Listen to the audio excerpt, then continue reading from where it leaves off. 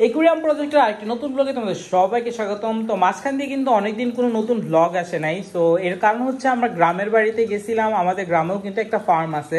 So ওইটার কিন্তু আমরা একটা প্রপার ব্লগ তোমাদেরকে ইনশাল্লাহ দিয়ে দিব, যে আমাদের গ্রামের যে খামারের পশু পাখিগুলো আছে ওই অ্যানিমেলসগুলা বা পেটগুলোর কি অবস্থা সবগুলো ডিটেলস দিয়ে দিব। তো আমাদের 2 দিন থাকার কথা ছিল, তবে আমরা বেশ অনেক দিন থেকে ফেলছি, যার কারণে কিন্তু আমাদের যে এই ফিশগুলো আছে ওই ফিশগুলোর ঠিকমতো টেক কেয়ার করা হয় নাই।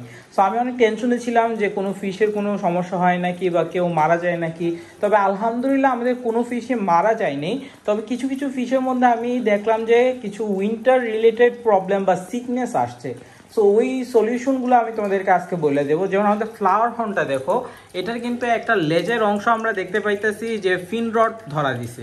সো শীতের মধ্যে বেশিরভাগ সময় এই জিনিসটা হয়। এর কারণ হচ্ছে হিটারগুলো কিন্তু অফ করে দিয়ে গেছিলাম আমি। হিটারগুলো অফ করে দেওয়ার কারণ যে বাসায় কোনো মানুষ থাকবে না, যদি হিটারগুলো অন থাকে তাহলে একটা ইলেকট্রিসিটির রিস্ক থাকে। এই কারণে হিটারগুলো আমরা অফ করে দিয়ে গেছিলাম। আর এই কারণে কিন্তু ফিন রড আর তোমার ড্রপসি রোগ রিলেটেড যেই সমস্যাগুলো আছে আমাদের ফিশের মধ্যে ওগুলো দেখা দিতেছে।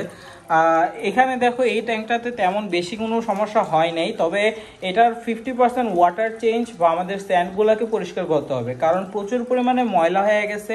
যদি আমরা ঠিকমতো ক্লিন না করি যে কোনো সময় অ্যামোনিয়া ব্লাস্ট হতে পারে। আর অ্যামোনিয়া ব্লাস্ট হলে যত হেলদি মাছই থাকুক আর যত সুস্থ মাছই থাকুক, 1 মিনিটের ভিতরে তোমার সব ট্যাঙ্কের সব মাছ মারা যেতে পারে। এই জিনিসটা আমাদের খেয়াল রাখতে হবে।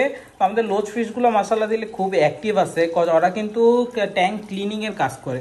আমরা লোচ আর যেই আমাদের স্নেলটা আছে এটা দেওয়ার কারণেই কিন্তু এখনো পর্যন্ত কোনো ধরনের অ্যামোনিয়া ব্লাস্ট হয় নাই। সো দেখো এই জিনিসগুলো কিন্তু অনেক উপকারী একটা এনভায়রনমেন্ট তৈরি করে থাকে।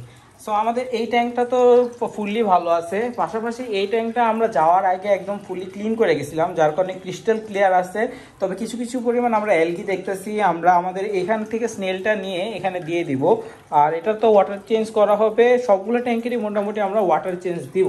ওয়াটার চেঞ্জের পাশাপাশি আমাদের কিছু ট্রিটমেন্টও করতে হবে। অ্যাকুরিয়ামে যে রক সল্ট আছে রক সল্ট দিয়ে দিতে হবে। আর হিটারগুলো সবগুলো আমি অন করে দিছি, ফিল্টারগুলো ঠিক মতো চলতেছে। আমাদের যে গোরামি ফিশগুলোর ট্যাঙ্ক ছিল এটা একদম নিউ সেট আপ দিছিলাম, এই কারণে কিন্তু এর ওয়াটারটা এখন সুন্দর কোয়ালিটি হয়ে গেছে, একদম পারফেক্ট কোয়ালিটি হয়ে গেছে। আর দেখলাম যে গোরামি ফিশ একটা পেয়ার নিছে। সো আলহামদুলিল্লাহ যদি সব কিছু ঠিকঠাক থাকে আশা করতেছি যে আমাদের এই গোরামি ফিশটা যেটা পাথরের নিচে ঘর বানাইছে ওইটা থেকে আমরা কিন্তু একটা গুড নিউজ পেতে পারি। তো এই গুড নিউজটা যদি আমরা পাই তাহলে কিভাবে আমরা টেক কেয়ার করলাম আর ওদের যে তোমার এগগুলো হবে হ্যাচ হইলে বাচ্চাগুলো কিভাবে আমরা মেনটেন করে বড় করব, ফুল প্রসেসটাই কিন্তু তোমাদেরকে জানানো হবে। তো দেখো এই পাথরগুলোর এখানে গিয়ে ঘর বানাইছে। তো আশা করা যায় আমরা খুব দ্রুতই কোনো একটা গুড নিউজ পাবো। তো এই ট্যাঙ্কটা গেল। আমাদের যে রিস্কি একটা ট্যাঙ্ক আছে বা সবচেয়ে বিপজ্জনক ট্যাঙ্ক আছে এটা হচ্ছে আমাদের কমেট ফিশ আর কুই কার্পের ট্যাঙ্কটা। সো কমেট ফিশের কিন্তু আমাদের তোমার হোয়াইট স্পট যেই সিকনেসটা ছিল ওইটা ছিল, আমরা কিন্তু ট্রিটমেন্ট করছিলাম, এরপর সুস্থ হয়ে গেছে। সো কমেট ফিশের রিস্কটা কম বলতে গেলে।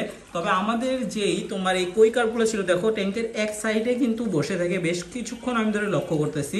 এরপরে দেখলাম যে ওদের পাখার দিকে তোমার এই যে দেখছো পাহাড়ের দিকে রড শুরু হয়েছে, ফিন রড সমস্যাগুলো শুরু হয়েছে, যার কারণে দেখো এই পানিটা কিন্তু সম্পূর্ণ ব্লু। ব্লু হওয়ার কারণ হচ্ছে আমরা মিথালাইন ব্লু দিছি। এই মেডিসিনটা কিন্তু মাছের অ্যাকুয়ারিয়ামের জন্য সবচেয়ে গুরুত্বপূর্ণ। তো আমরা মিথালাইন ব্লুটা আমাদের ট্যাঙ্ক যেহেতু 2 ফিটের ট্যাঙ্ক, আমরা এটাতে 4 ড্রপস দিছি, কজ ওয়াটার ফুল চেঞ্জ এটা 70% ওয়াটার চেঞ্জ দিবে, যার কারণে বলতে গেলে প্রায় পুরোটা ওয়াটার চেঞ্জই হয়ে যাবে এটার। আর ট্রিটমেন্টের জন্য সবচেয়ে ভালো 24 ঘন্টা যদি আমরা এরকম নীল পানিটা রাখি। পাশাপাশি রক সল্ট দিছি, দেখো অনেকগুলো সল্ট এখন ডিসলভও হয় নাই। সো আজকে যদি আমি আশা করি যে ওদের যে প্যারাসাইটগুলো আছে কিছু কিছু ফিনে আমি দেখতে পেয়েছি প্যারাসাইট আছে। সো প্যারাসাইট হলে কিন্তু ট্রিটমেন্টটা অনেক হার্ড হয়ে যায়। সো আমাদের কই কার্পগুলোকে আমরা সার্ভাইভ করতে পারবো নাকি না এটা কিন্তু একটা বড় চ্যালেঞ্জের বিষয়। সো তোমরা সবাই দোয়া করো, আশা করি যে আমি যে প্রসেসে আগেও ফিশগুলোকে সুস্থ করছি এবারেও সুস্থ করতে পারবো। কই কার্প যেহেতু একদম নতুন একটা ফিশ নিয়ে আমি তোমার কাজ করতেছি বা স্টাডি করতেছি, শিখতেছি। সো এই কারণে একটু ভয় লাগে যে যদি বাই চান্স তোমার কিছু হয়ে যায়, তাও আমরা খুব সাবধানতার সাথে এটা ট্রিটমেন্ট করব আর আশা করি ঠিক হয়ে যাবে। গাপ্পি ফিশ বলো বা এঞ্জেল ফিশ বলো, পোলার প্যাড ফিশ বলো, ওদের এখন কোনো রকমেরই সমস্যা হয় না, কজ বলতে গেলে আমরা প্রায় এক্সপার্ট হয়ে গেছি এগুলোর ব্রিডিংয়ে এবং এগুলোর টেক কেয়ারে। আর গাপ্পি ফিশ এমনি অনেক হার্ড ফিশ, ওদের বেশি সমস্যা হয় না। এখানে আমরা কয়েকটা ফিশে দেখতেছি একদম প্রেগনেন্ট, তো এগুলোকেও আমরা ব্রিডিং বক্সে দিয়ে দিব এবং নতুন সেগমেন্টে যে বাচ্চাগুলো আছে ওগুলো কালেক্ট করব। তো আজকের মতো আপডেটগুলো এই পর্যন্তই। তোমাদেরকে অনেক তাড়াতাড়ি আমাদের গ্রামের যে ব্লগগুলো আছে ওগুলোও কিন্তু আপডেট দেওয়া হবে। তো যারা সাবস্ক্রাইব করেনি অবশ্যই সাবস্ক্রাইব করে দাও। দেখা হচ্ছে অন্য কোনো দিন অন্য কোনো সময় নতুন কিছু নিয়ে, নতুন কোনো আপডেট নিয়ে।